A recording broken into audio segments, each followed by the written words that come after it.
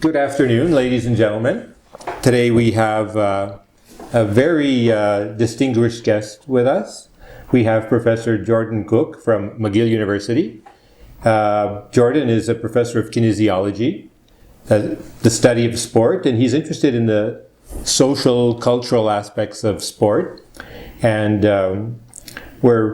especially sport now is very important during the pandemic, and we saw how many people have turned to outdoor activities and as well. So it's a very interesting topic. And Jordan, nice to meet you, and glad to have you here. Yeah, thank you very much. It's a pleasure to be in conversation with you. Thank you. So tell us a little bit about yourself. Where are you from? What's your background? What's your story? Yeah. Where did you go to university? How did you get into your field, and how did you end up at McGill? Well, so like a series of kind of accidents and key decisions, as it is for most people in life, I guess. I grew up in Kitchener, Ontario. Went to school at I grew up playing competitive sport, not at a real high level or anything like that, but I just was more of a social athlete. Still am to this day. Decided to pursue a degree in kinesiology at Western, and was a little bit, dissatisfied in the first couple of years. I thought it was, like 3 of my first 5 classes were about 1,200 students. So it was, I was filling out Scantrons and going out, after I'd written an exam, going out to a pub and then vacating my mind of everything. And I ended up taking a class, like most kinesiology students. I thought I would pursue maybe a degree in medicine or a degree in, or an after degree in physiotherapy or something like that. It just so happened that one of the times they had, one of the courses was, or requirements was an English, first year English class that you actually had to take. And so, did anybody else hear this snoring sound? Someone, yeah, it's the dog snoring. Yeah. Maybe we can edit that out later. Yeah. I was just wondering if I'm stroking out here, or if there's actually a dog. There's a dog here snoring under me. Good. Sorry about that. I was getting distracted. Dog's not interested, I guess. Yeah. Well, anyway, so what I was saying was one of the requirements was a first year English class, and it was the first time I took a class, and I wasn't overly enthusiastic to take it, and I think it was in my second year at university, and it was the first time I actually had to sit, construct an argument rather than memorize a fact. I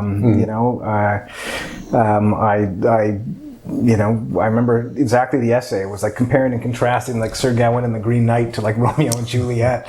And so I went up and I was up all night trying to figure out how to construct this argument. And it was the first time, for lack of a better expression, I felt like I was getting intellectually satisfied, it's like, and after that class where we were literally in small groups unpacking texts, and just, meditating as a group around a whole variety of different issues related to race, sexuality, class. I switched all my courses over from the hard sciences, the quote-unquote hard sciences, to history, philosophy, sociology, and that led me to doing a course on Olympic history. And I know we've chatted about previously your wife being a competitive Olympic gymnast, or not Olympic, but like one of the Lithuanian champions during the Cold War. So that period of history kind of fascinated me. I had an opportunity to do in taking that course, it exposed me to just the ways in which sport intersected with politics. I mean, the Olympic Games during the 20th century, the course that I took, initially I thought it was going to be just a survey class on like who won what when. And it turned out to be a survey class on 20th century history, all the sort of monumental events, intersected with the Olympic Games in really pivotal ways. So from there, I took. So sports is like always at the center of politics. It really is like it's it's always like a hook to talk about issues that really can be substantive, whether it be matters of labor disputes, whether it be matters of gender relations. I mean, we're seeing a lot about it today with respect to racism and racism in sport. Athletes, to a large respect, they're drawing attention to a lot of social issues that we know to be true, but they're forcing it to like the popular consciousness. So there's a lot of really interesting intersections for me that were valuable, and that I thought kind of counteracted the idea of sport as just like a kind of an opioid for the mass, something that like is used to distract us. And so I found sport was a hook for me to kind of dig into those broader issues. So that's where I did my master's. I moved out west when. Okay. But for your undergrad, you said you started in science, or you started in kinesiology, or you at first you said you had these big classes of 1,200 students, which I can't imagine. Yeah. But that was like science courses that Those were science classes. So Okay. there was there was a first year introduction to kinesiology class where Okay. all the students in the Okay. program had to take it.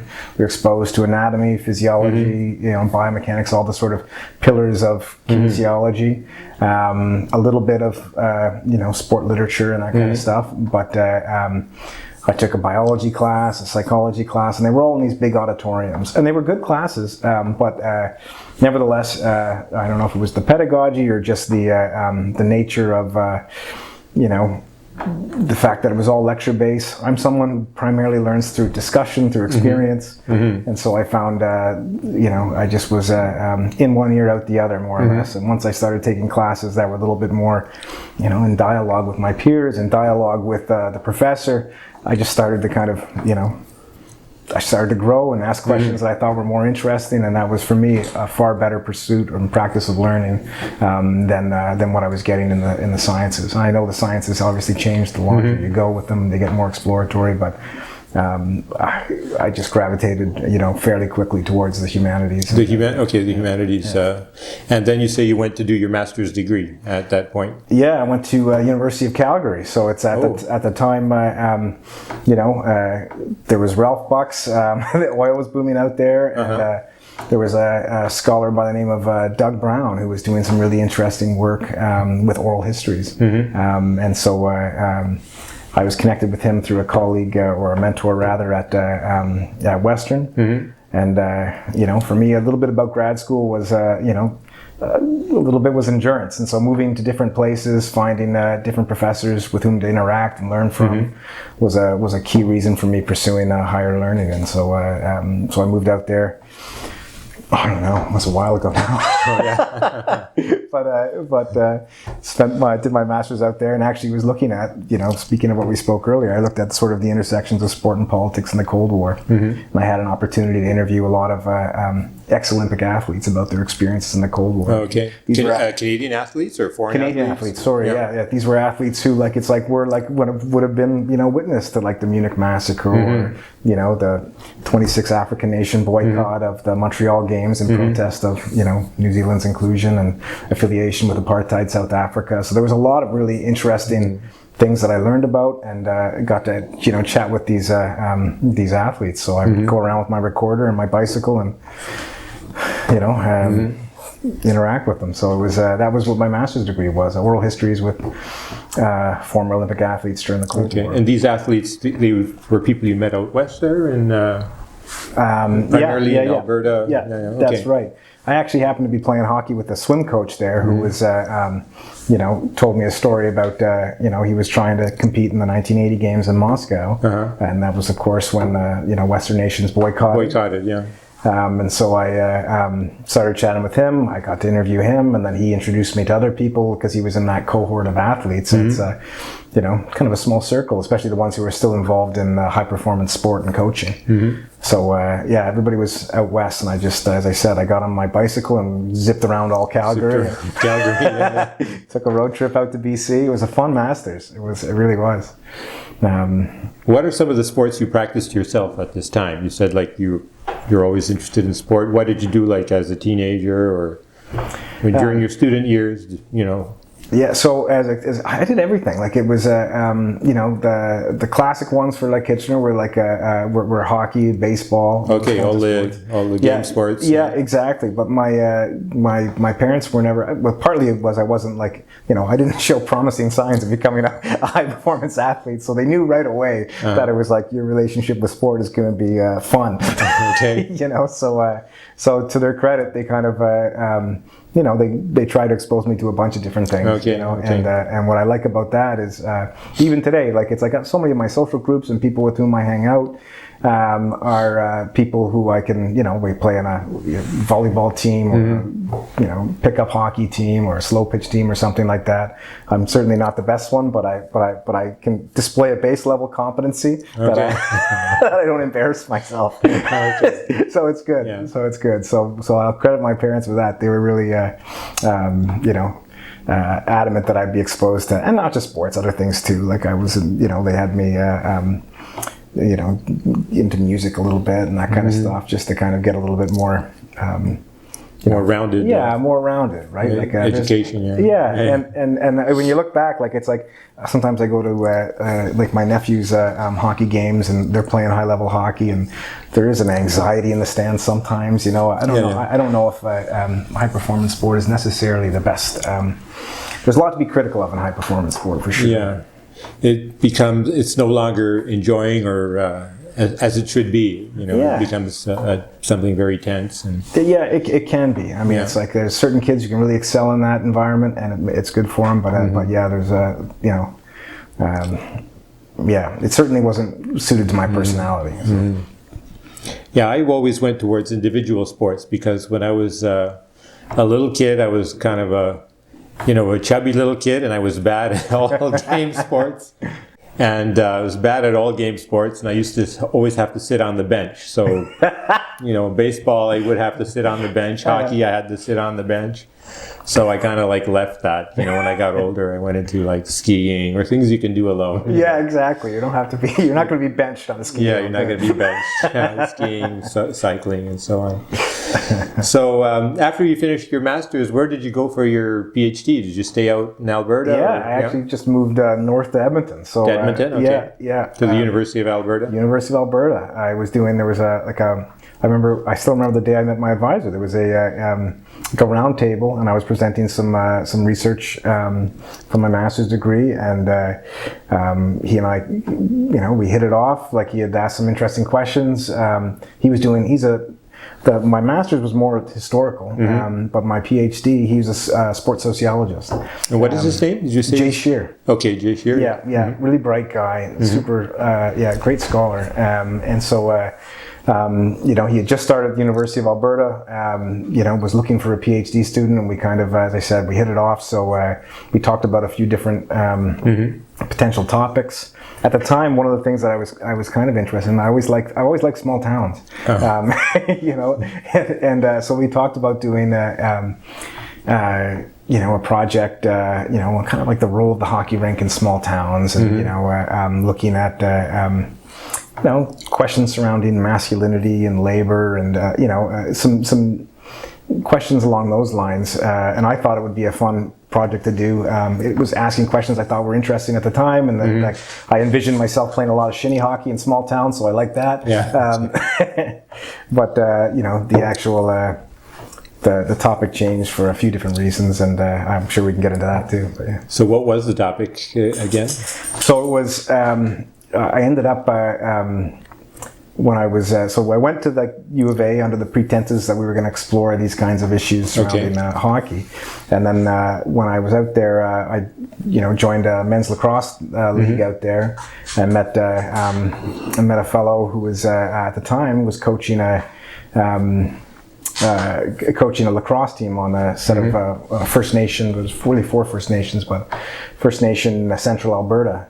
I hadn't had much exposure to First Nations, didn't really know much about settler colonial history, and because I was a bit of a lacrosse enthusiast, I was invited to kind of go out and help coach a team in this community with them. It's about an hour outside of Edmonton, and so I agreed to go, and at the time, this was a community that it was receiving a ton of negative press. And I actually wrote on this because I thought it was interesting, like the stories, that culture spins about race, but this community in particular was receiving a lot of negative press. And I ended up interviewing journalists, about why they were telling the stories that they were. But long story short.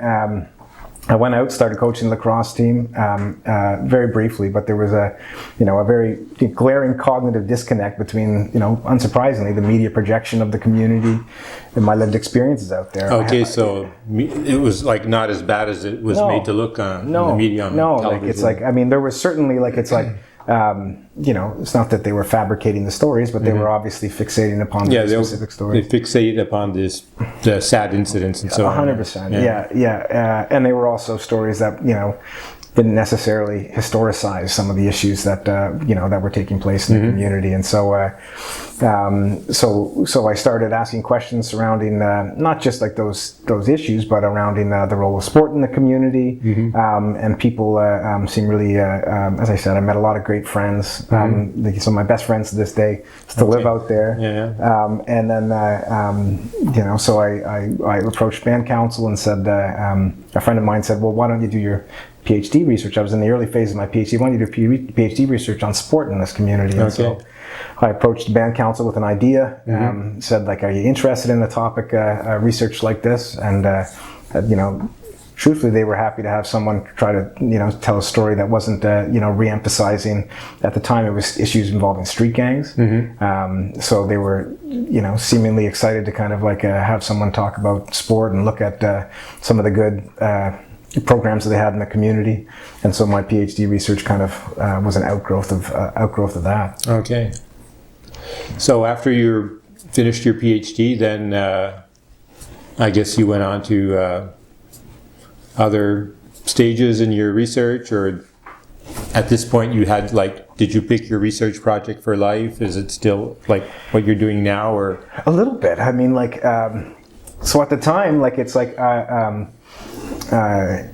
you know, it was when I started working out there, my PhD took a while. I mean, and part of that was, it's like my own kind of, you know, ignorance, really. Like, it's like, you know, when I started going out and asking questions surrounding, as I said, questions surrounding race, you know, economics and sport. These are questions that, you know, as I said, I didn't have much exposure to First Nations prior to moving out west, so it was like having there's a author whose name evades me, but he uses a really good saying where he says it's like having a conversation where you've read the preface of a book and some people are 300 pages deep. So it took a lot of patience on community members' behalf to kind of bring me up to speed on you know, some histories around you know, broader issues of inequality, and so while I was spending a lot of time learning around this, I was also and I think that's true for most, you know, doctoral students, you're piecing together a living doing other things, and so I was working as a researcher, as an ethnographer. I was paid to work out of ended up being a harm reduction facility for a what? A harm reduction facility. Okay, harm reduction. Okay. In downtown Edmonton. Okay. And so I was there for about 5 years. And it's kind of an interesting story, but it was these are the sort of the sort of the twins pillars of my research program, where I was working with rural communities and First Nations, and then I started working with urban communities, and the demographic, as it would be in Edmonton, about 70% of the people who were accessing the harm reduction facility were of Indigenous ancestry. So how I got involved at the harm reduction facility was also, you know, quasi-accidental. A friend of mine who was a youth worker at the time at the facility in downtown Edmonton, she kind of approached me in distress, said the center was chronically understaffed, especially with young men. I mean, and they were, but primarily servicing young men. Like there's reasons for that. Like a lot of you know, if the city typically does a better job of caring for people who are for women. If they have a small child, they get ushered into a whole variety of social services. There's also a greater. I mean, a lot of the people we were working with were unhoused or struggling with addictions. Various mental health issues and whatnot, but so there's also a great deal of hidden homelessness, obviously, among the women population. So we had a lot of, in a nutshell, we had about 90% of the people who were accessing the facility were men, and about 90% of the workers there were women. So she was looking for, like, you know, guys my age to help with, say, sport programs, keep kids engaged. Yeah. So being there in this facility there in Edmonton, so your job was to sort of like see how sport can be used, or did you like make up programs for these kids, or what? Yeah, so were you getting them involved? Were you like doing things with them together? How did it work in a practical way? Well, so my first introduction was through this woman who I was mentioning, and she was a youth worker, and the youth unit was in the basement of this facility, and it was basically for, as I was saying, kids between the ages of 18 and 30, so people who are no longer afforded the protection of Family and Children Services or the state, and kind of left largely to fend for themselves in search of food, water, shelter, entertainment, and that kind of stuff.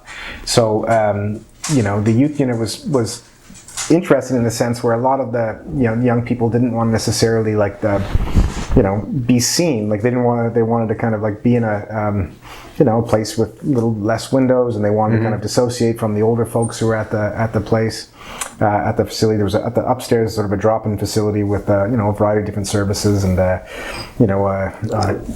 coffee, that kind of stuff like that.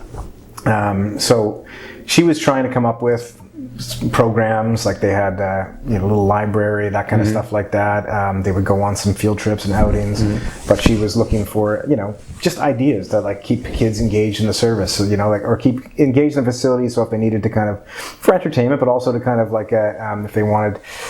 It's a great point of contact for people to access if they needed victim services or clean needle exchange or mental health services. So she asked me if she knew I was a bit of a lacrosse player and a hockey player, and she said maybe I'd be interested in organizing some activities. And then she mentioned it to some of the kids. The kids were excited about it, so we ended up doing a lacrosse day at one of the parks and some other things. And then that I just started going back regularly. Again, it was kind of like I hadn't grown up spending much time at a harm reduction facility, but I found the people were formidable. I had a lot of the workers were fantastic. The sense of humor in places like that is remarkable. It's a true form of resilience. And the compassion and love was palatable too. So I started going back, regularly to help out, in particular with the youth unit, and that's when my advisor and another scholar had gotten federal funding to look at sort of the provision and uses of sport, primarily for young men from the time the nomenclature was inner city. Now it's city center, but it was and so they said, well, Jordan, you already have some relationships down there.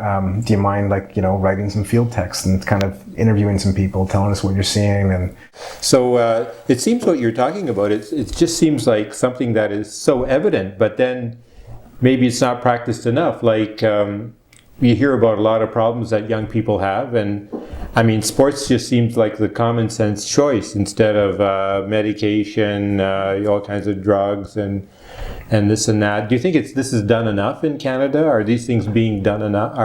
Is it being done on a big scale, or not being done enough, these kind of programs? Well, I think it's like, in my view, like what made some of the programs that I worked with, the most successful, because there were some that were less successful, but that wasn't necessarily, a function of sport. Like the critique of programs like this is generally that it's like, it's a very, you're offering up a very simple solution to what are complex public problems, right? Which is true to a certain degree.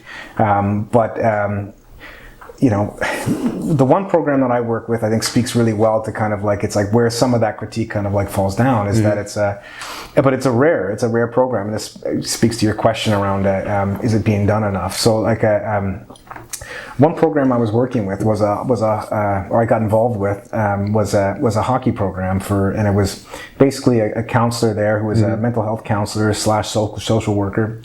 He ran this like hockey program where every Friday, they didn't have Facebook posts or advertisements, but they would, everybody just knew to meet in this facility at 1 p.m. on Fridays. He would get them out into this, this 15-seater passenger van, and then he would drive throughout the downtown Edmonton, and sometimes you'd see somebody literally standing there with a hockey stick and a bag of bottles, and they didn't know, like, it's like they just knew this game existed. And he would take them, and we would go out to what was the old Alberta Hospital at the time, and they were given shirts, shorts, shoes, locker, and we would play this game of like hockey for about 2 hours on a Friday afternoon. And then the official reason that this game existed was it was to provide guys access to a shower once a week and practices in controlled aggression, right? But unofficially, the game was so much more beautiful than that. I mean, like the conversations that happened in the car, in the van, during the game, afterwards, the build up to the game, they were really enriching and beautiful. And one of the things that made this program unique as opposed to other ones I've been involved with is that the gentleman who ran it was gainfully employed. He had been there for about 20, I think he just retired after 25 years of being there. So in frontline work, that it's almost unheard of. People are almost always underpaid, overworked, they burn out. That's sort of and undervalued for the work that they do. So a program, when we talk about like the common sense aspect of sport and how it can be like such a hook and a space for people to kind of build confidence, to exercise, to as opposed to medication. There's so many endorphins that can be generated. Exactly, and people sleep better. All those good things. I think. I think it's not being done enough, and it's not being. But when it is done, like those broader kind of like conditions also I think need to be factored in, because the gentleman who was running this program was somebody who could connect with people. Like it's like he was like he. As I said, like people knew that they could rely on him, they could trust him. He was somebody who was going to be there, and that brought the program to a whole other level. So it was more than just like exercising at that point. It was. I guess it's not so simple to organize. Like you could have, bureaucrats sitting in a ministry somewhere saying we are going to have sports activities and so on, but who actually is there on the ground working with these kids or these people and doing it and being involved? And the person has to have, an athletic sort of capability himself or herself, and has to have the charisma, a charismatic sort of personality. So. We can say this should be done more, but then on the other hand, it's one thing to plan it and to put a budget there, but I don't know, maybe it's another thing to actually do it, and 100%. how do you organize it and all that? Yeah, and it's I always think that it's like especially in communities where it's that have been disproportionately hurt through through history, through programs that perpetuate attacks on relationships, right? So to speak. Factoring in like how do you create conditions that are generative of relationships. And then if it's like us, like white people or colonizers going into these communities, maybe there's a certain distrust, or understandably, are we able to do this? Understandably, and I think it's like a way to kind of like, it's like, obviously building trust is something that loyalty is a two-way street, right? So building trust happens over time, so that's I mean, as I said, I wasn't there that long, but it's like even in that period of time, the amount of people who I saw who were either, like for example, like there would be issues surrounding gang violence. This is all in Edmonton. The issues surrounding like a narrative surrounding gang violence, and then. The province, the municipality would respond with, we can dedicate this much money towards like gang prevention or something like this, right?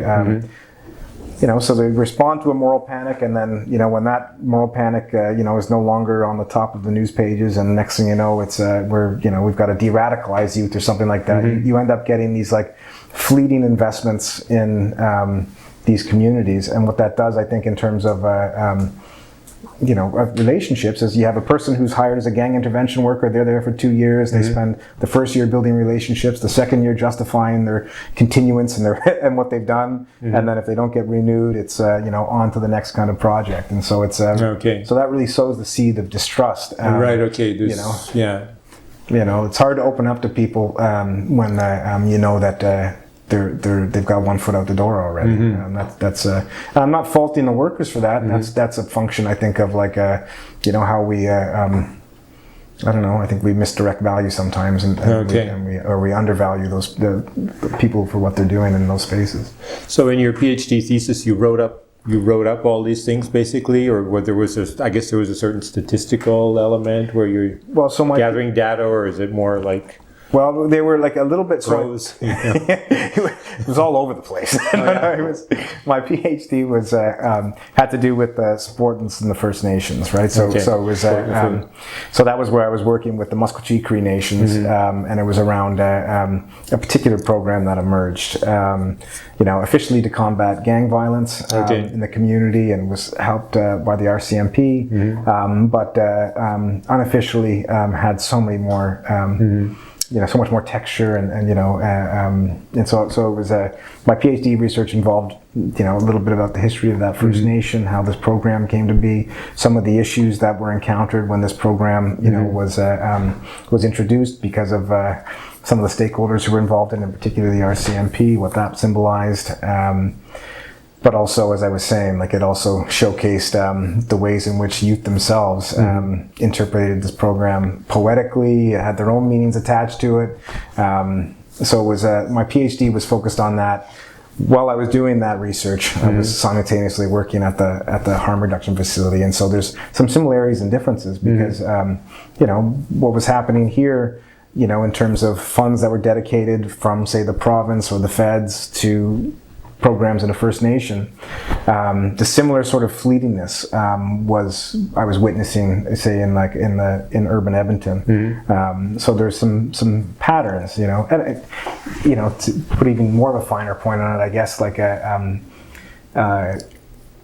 when you put the ways of those programs being funded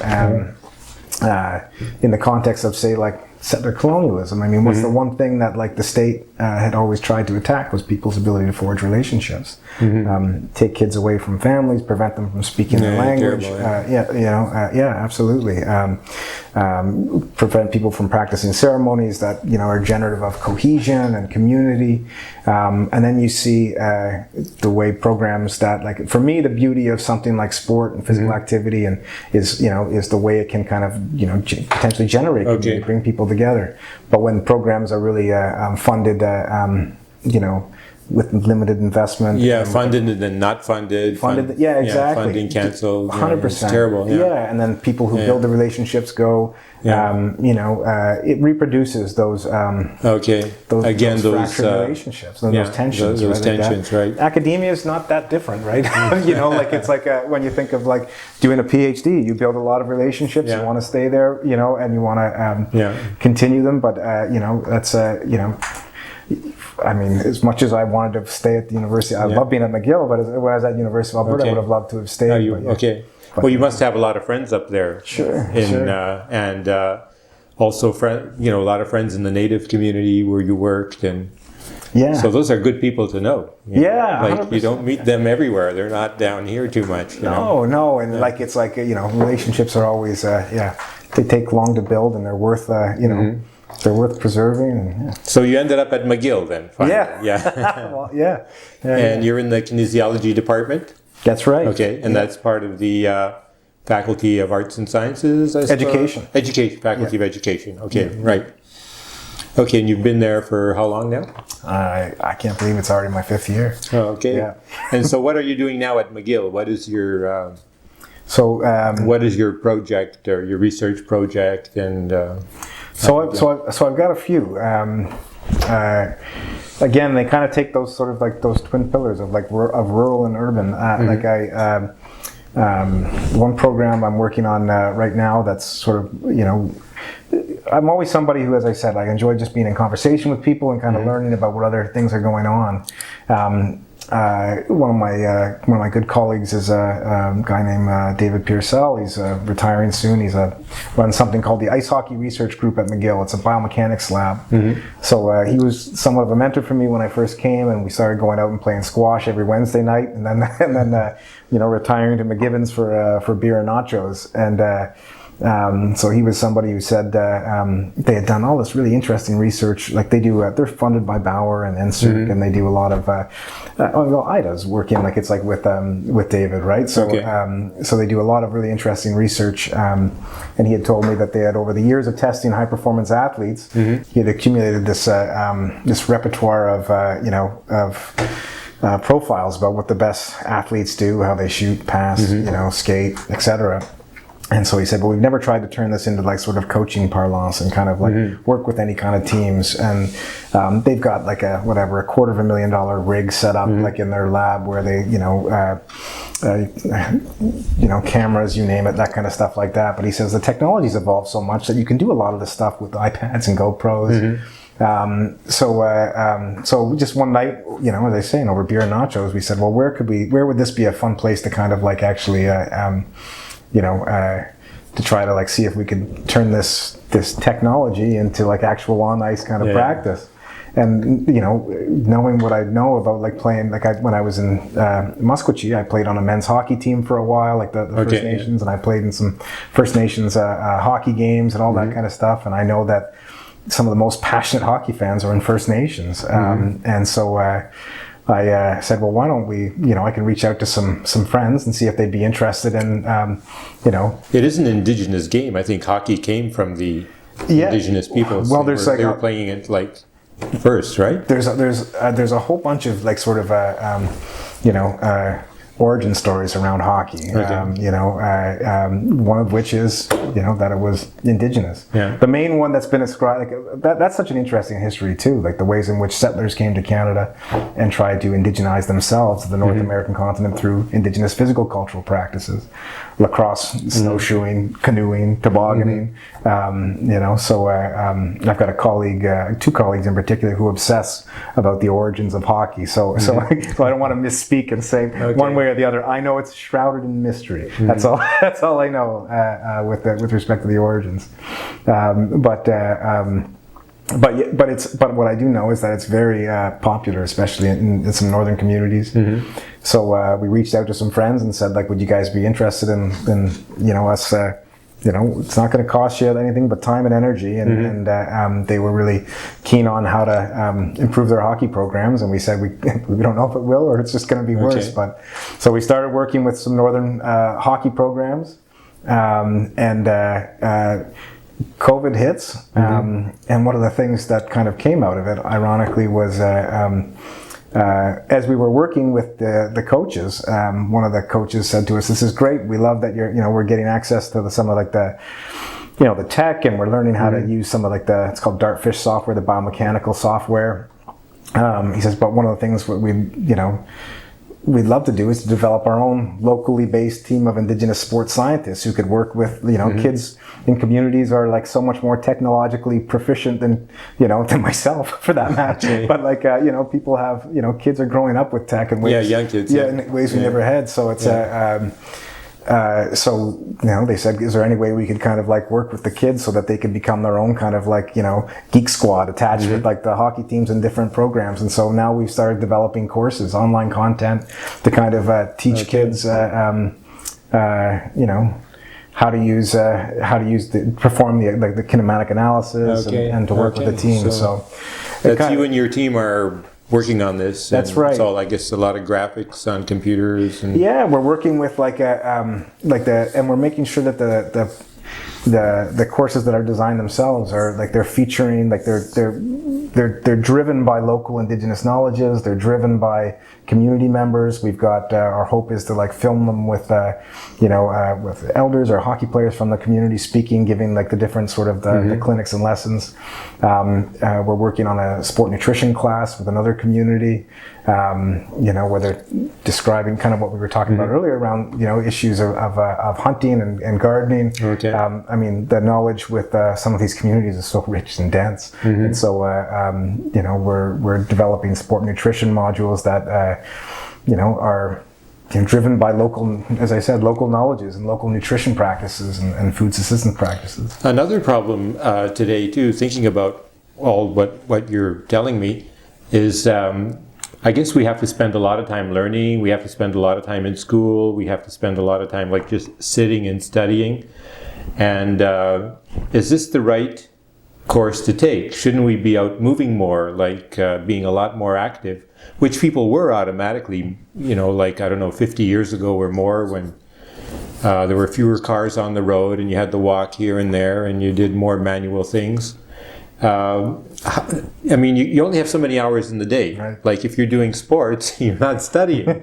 But to survive in this world, you have to study so much and learn so much. And perhaps we're learning too much, or there's some kind of a balance has to be sought, or how do we solve this problem now? It's a great question, and it's one where it's like when I first started teaching at university, I had the same type of, like, as I said, I'm someone who learns through doing. I'm a kinesthetic learner. And I always found it odd teaching kinesiology and phys ed students who are like, similarly oriented, and then saying, okay, sit down, shut up and listen, right? Like that. Because I'm sure in your classes, you like it's like within a few minutes, blood pools in the legs, oxygen drains from the head, and you just start seeing like it's like. I mean, I've told some students I should just put my voice on a recorder, and if they're having trouble sleeping, they could listen to it. So one of the things I've done, to your point, around like it's like. I think there are better ways, and it's like really the primary way through which people learn is through movement. Through movement, right? So we always have that that. Embodied, disembodied divide, the sort of the Cartesian. Yeah, we have to rethink the whole education system. 100%. Like making everyone, like I know my field is philosophy. The philosophers back at the time of the Greeks, I mean, they walked around. They like learned taking a stroll. They would walk around the agora there in Athens and talk like that. You see even in works of art, Aristotle and Plato, they're walking together. And now we make everybody sit down. And I read a story once about. I read in a history book in the American Midwest, there were some areas where the native peoples would come. There were like settlers living, and sometimes the native peoples would come into the village and kidnap a few white kids and take them back to their own place, and so that the white people would form a posse and they'd go to look for their kids, to take them back. And when they would find the kids didn't want to go home. They were having a great time living with the natives, because all day long they were practicing archery, riding, whatever. They were doing all these fun games. And when they had to go back to their village, they just had to sit in school, right? Or help their parents like do chores around the farm or sit in a classroom. And the kids didn't want to go back. Like, why did you come look for me? Well, and I think it's like one of the things we always forget is like that there's a cognition associated with movement, right? Like in the sense that like. Like one of the things I've been trying to do with my classes is it's like we often, if you look at like the role of phys ed in in most schools, this is supposed to be the sort of the non-critical, the unthinking aspect of your kind of of your day, whereas I think like in my view, like it's like physical education and that subject generally, you confront a whole bunch of issues that about which you could be critical and discuss, and similar to like what you described with the Greeks, just moving. You can kind of like you can be critical of the subject itself, but you can also it greases the wheels of cognition. You start thinking more. You can so my thinking is that it's like we should take the best elements of physical education, bring them to other disciplines in the sense of movement, physical activity, purposeful movement. I mean, even if you think of like kids, if their kids are learning a circumference, for example, or arithmetic, you can have bodies that move and be around a circle or whatever it is, and that can be one of the ways in which people can kind of learn arithmetic rather than just to see it on a chalkboard. Right.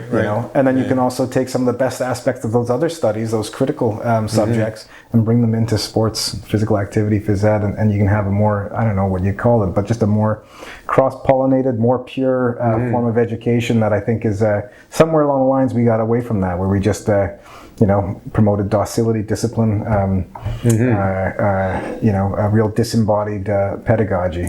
Do you have plans to like talk to somebody in the government about this, or to make recommendations? Anybody who would ever listen. You're not many people. I mean, how do you get now what you're learning and your research and what your ideas? How now to get these into practice, and how to make the governments listen, or the people making these decisions, or the educators, or whatever, Well, one of the things, like, it's like, because for one of the projects we're actually working on now is well, it's connected with this because it's like we were interested, like in a community here in Montreal. We were interested in, I mean, the ways in which gentrification was impacting this one community in particular. There was a whole, wide reports of landlord abuse and whatnot. And one of the things, Montreal, the Régie has some teeth. Like there are tenant rights, but many people don't know them and they don't know how to kind of execute them. So we started actually like designing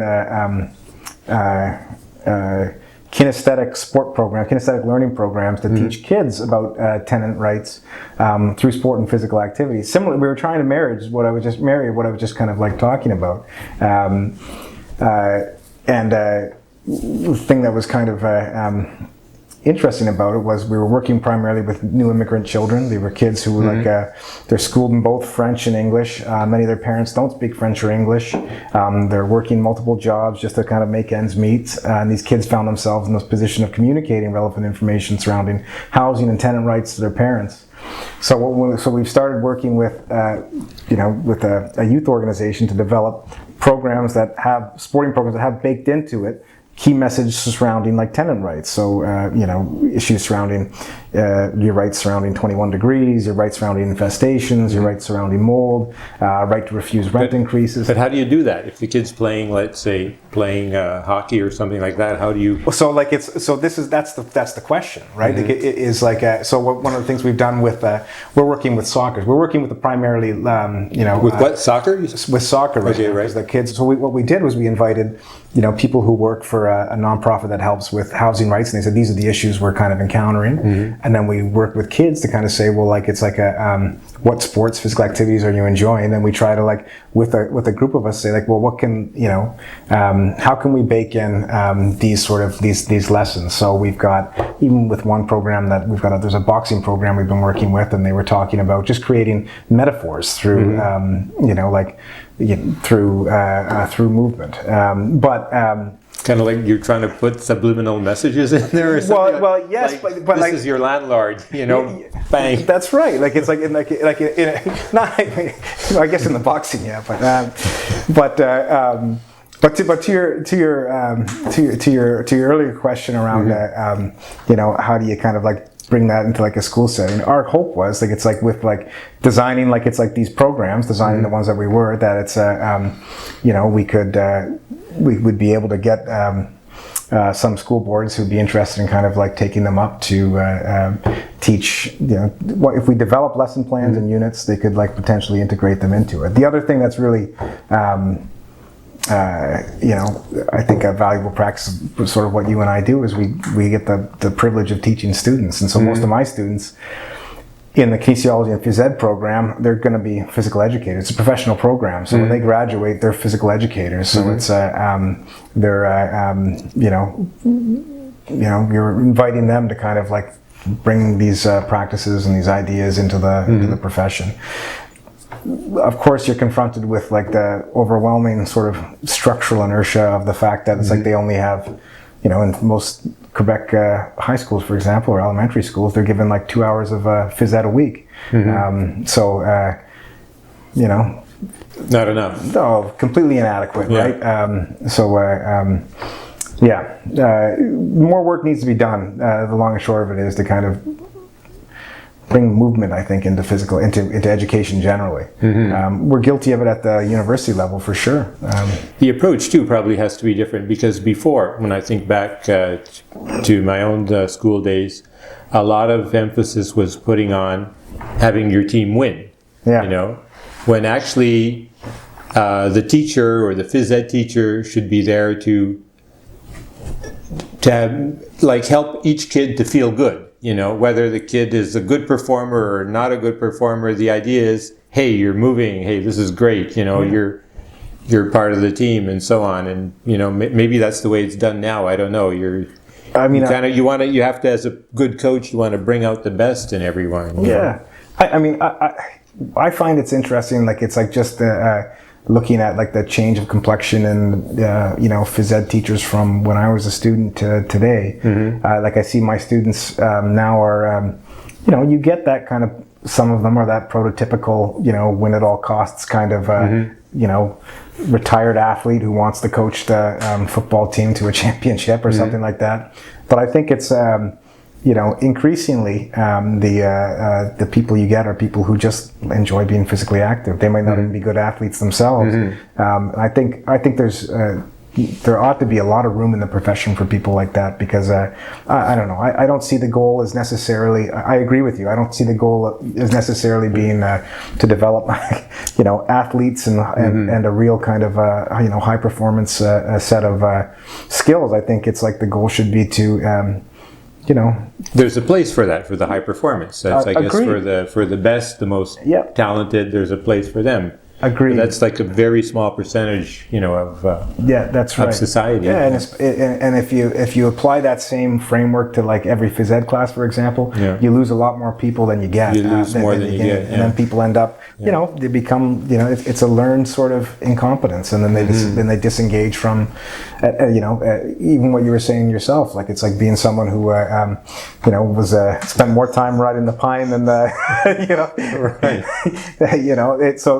You pivoted and moved to individual sports, but then and there's lots of good things that come with individual sports. But it's funny. Like a lot of like the old timer leagues I play now, the people who I find who are like still playing and really enjoy it are ones who never really played high level. They're people who like maybe they're learning the sport because they can help their kid coach, coach their kid, or they're just wanting to be out with their buddies. And a lot of the people who I know who played a real high level, they've either they either don't give up at some point. Yeah, they give up. When they stop, they stop. Yeah, that's right. And they kind of either want to preserve the memory of them as a real good player, or when they start playing with guys like me and other guys, like it's like they, who don't know exactly where we should be. They get frustrated, and they just kind of and they give up, and so that or they just don't have fun.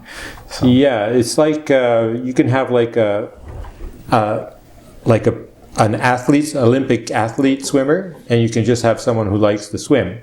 The athlete is going to swim a short distance in warm water and really quickly, whereas the swimmer may swim for a long time in a cold lake, and actually he's going to last longer than the athlete. He's in there a lot more, and he's actually getting more exercise, and so.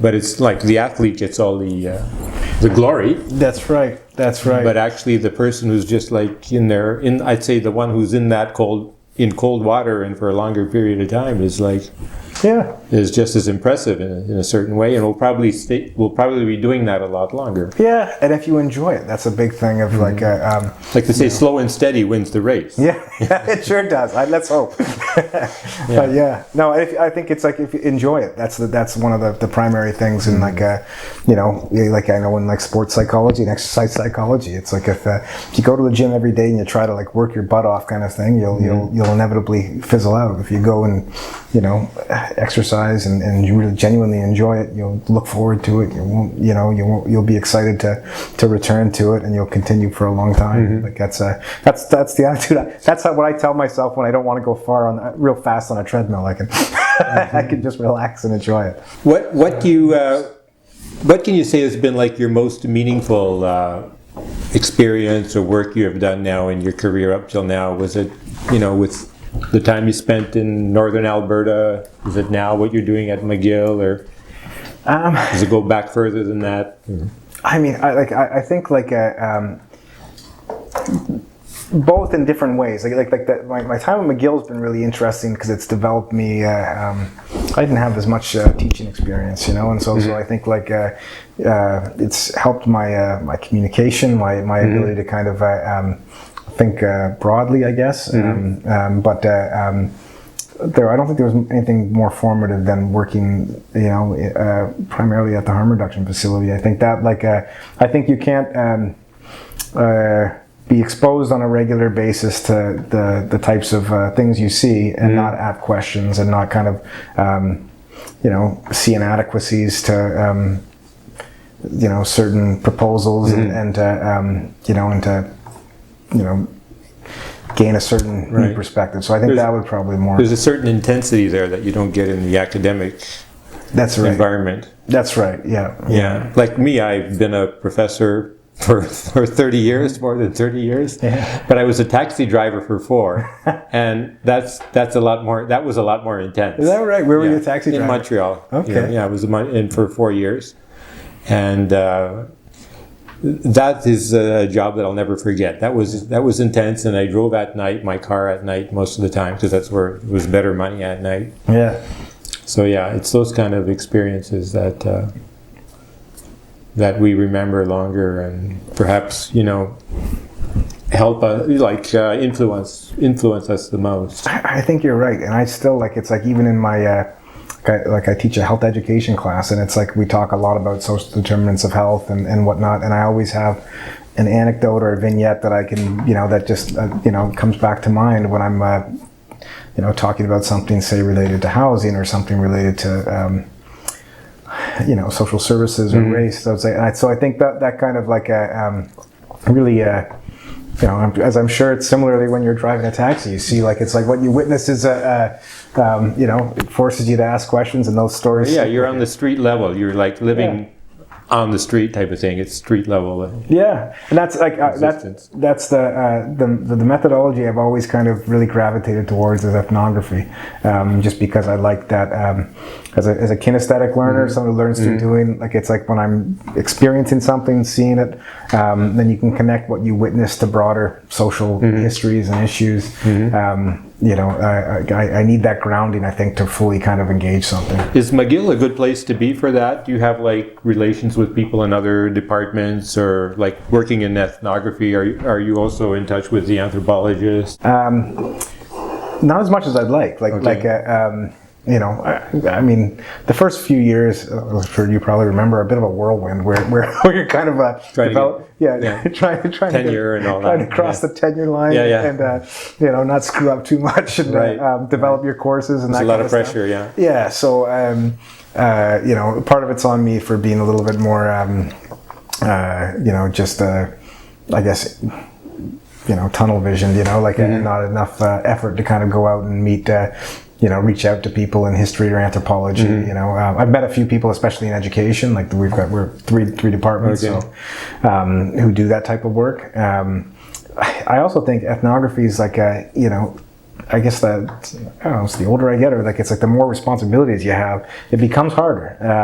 When I was doing my PhD, I could burn a bunch of afternoons hanging out and then going and writing about them. Now that's a lot that's harder to manage.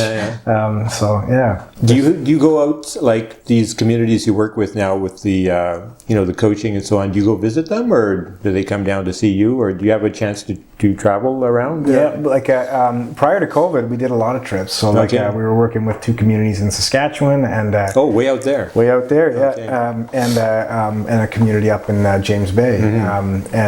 So those were, we'd go for about 4 or 5 days or something like that. Not too long, but as much as we could. Funding, permitting, and all that kind of stuff. But I would. And there's a lot of times, especially with the community up in James Bay, some of the whether parents or whomever, Montreal is kind of a hub for a lot of people, or we can meet them up in Val-d'Or or somewhere like that. So a bit of travel with that, for sure. What you've been talking about is really interesting, and it also makes me think of a documentary film I saw several years ago. Maybe it was at the Banff, part of the Banff Film Festival, but it was about Carcross. Carcross is a native community not far from Whitehorse. It's up in the Yukon.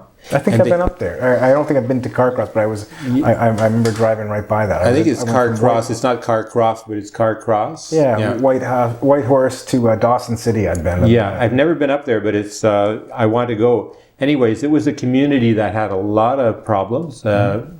Native community with a lot of problems, and they developed mountain biking as sort of to put themselves on the map. And apparently they have fantastic trails now, really great trails, the most beautiful in Western Canada. And so obviously, I want to go there one day. I've been down to Moab, but I mean, that's very famous too, down in Utah. Yeah. But I want to go there, and this was a project to get the whole community working, to get everybody motivated, to give a goal to the community. And you have like the people of the community, a lot of young people, they're out there building the trails. They're like grooming the trails, they made them, they built them, and they put themselves on a map, and the whole community is proud of what they achieved. And this is through, this sports activity, mountain biking, brought them all together and transformed everyone's life. So it's a beautiful example. Yeah, it's a great story. I'll have to see that doc. Yeah, it's out there. I think my daughter Ida, she knows about that movie because I think she's the one who showed it to me or sent it to me, the link, and I watched it a number of years ago. Yeah, that sounds fantastic. There's so many really, good stories, and sport. Like, I mean, the critique is always that it's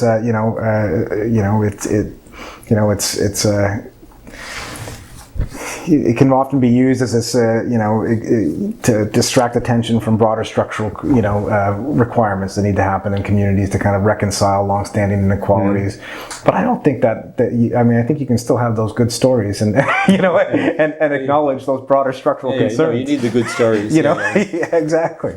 So, I mean, one of the fellows who I was involved with lacrosse program, there was a movie out not too long ago, The Grizzlies, so he was involved in a similar program up in Kugluktuk, Nunavut, where it's it was a lacrosse program, and to your point earlier around it being an indigenous game, like that was something that was really salient. Like it's in the sense that this was a sport, over which indigenous people had a cultural authority. So it kind of disrupted, like a lot of the sports, hockey, for example, at least in its contemporary form, different sports were introduced to indigenous peoples through residential schools as sort of an accessory to colonialism, as a tool to facilitate assimilation to settler society. So there was a real, with lacrosse, not that lacrosse wasn't a part of that to a certain degree, but it disrupted that sort of orthodoxy a little bit. This was, as I said, something from the past over which people had a certain cultural authority. And so even the program we were working with, it was interesting. They had like lacrosse, as far as I know, wasn't necessarily indigenous to the Plains Cree, but they had like their jerseys were like it's our game, and so, which I think is a powerful kind of statement, And it's interesting. I've got a student now who's doing really interesting work around. In the 1990s, this team, lacrosse team called the Iroquois Nationals, started to. So they wanted to participate in the World Lacrosse Championships, and they said, and they wanted to compete, separate, independent from Canada, from the U.S. And initially, the federation said no, you're not a nation. They said, well, we were a nation long before you were. Yeah, long before you were. And so to their credit, they said touche, and so they started competing as their own nation. And now they're lacrosse is sort of on the on track to be included in the 2028 games. Okay. And the Iroquois Nationals are looking to compete as a separate nation, which is so it's an interesting example to what we kind of had started with around the sort of the ways in which sport can we can be critical of it, but that's an interesting way in which the sport's being used to kind of draw attention to threats to indigenous sovereignty, for example. Yeah, it's interesting. I love those conversations. I find them really interesting. So, well, thank you very much. It's been a great talk, and once again, thanks for being here with us. And we wish you the best, and we look forward to hearing from you again, to learning more about what you're doing in the future. My pleasure. Thanks for having me. Thank you. Bye now.